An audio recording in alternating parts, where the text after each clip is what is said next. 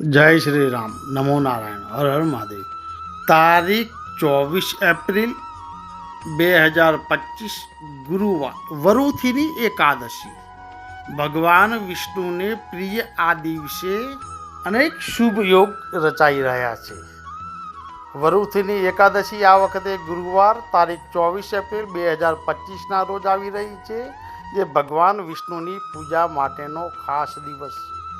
આ દિવસે બપોરે 2:32 માત્ર એકાદશી તિથિ અને દ્વાદશી તિથિનો સંયોગ થતો નથી, પરંતુ શતભિષા નક્ષત્ર અને પૂર્વ ભાદ્રપદ નક્ષત્રનો પણ સંયોગ રચવાઈ રહ્યો છે.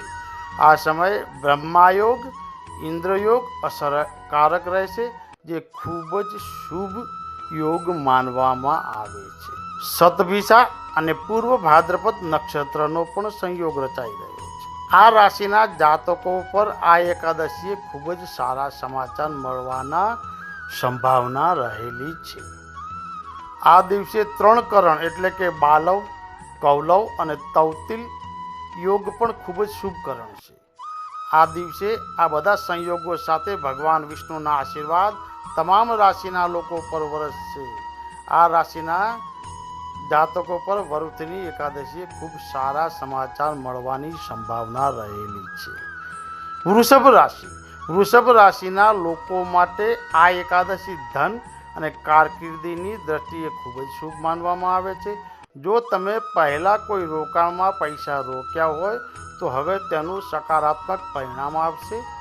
કાર્યસ્થળ પર તમારી મહેનત રંગ લાવશે. તમારા ઉપરી અધિકારીઓ તરફથી તમને પ્રશંસા મળશે અને પ્રમોશનની પણ શક્યતા રહેલી છે. ઉપરાંત વ્યવસાયિક બાબતોમાં પણ સ્થિરતા અને લાભના સંકેતો દેખાઈ રહ્યા છે. ઘરમાં સુમેળભર્યું વાતાવરણ રહેશે અને માનસિક શાંતિ રહે. બીજી રાશિ છે કર્ક રાશિ. આ દિવસે કર્ક રાશિના લોકો માટે માનસિક રીતે ખૂબ જ રાહત આપનાર સાબિત થશે. છેલ્લા કેટલાક સમયથી ચાલી રહેલો તણાવ ઓછો થશે. પરિવારનું વાતાવરણ સકારાત્મક રહેશે અને સભ્યો વચ્ચે પરસ્પર સમજણ વધશે. જો કોઈ જૂના વિવાદો કે મતભેદો હતા તો તે ઉકેલાઈ શકે છે.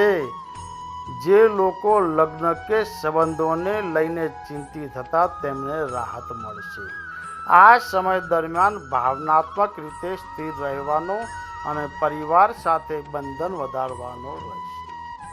ત્રીજી રાશિ છે સિંહ રાશિ. સિંહ રાશિના જાતકો માટે આ 11 આત્મબળ અને આત્મવિશ્વાસ વધારનાર સાબિત થશે. તમારી નેતૃત્વ ક્ષમતાથી તમે કોઈ પણ કાર્યમાં સફળતા મેળવશો અને લોકોમાં તમારી છબી, સમાજ કે સમુદાયમાં તમારી પ્રતિષ્ઠા વધશે. કાર્યસ્થળ પર તમે કોઈ નવા જવાબદારી મળી શકે છે, જે તમારી ક્ષમતાઓને વધુ બહાર. આ સમય વિદ્યાર્થી મિત્રો માટે પણ ખૂબ જ અનુકૂળ છે, ખાસ કરીને જેઓ સ્પર્ધાત્મક પરીક્ષાઓની તૈયારી. જય શ્રી રામ. નમો નારાયણ. હર હર મહાદેવ.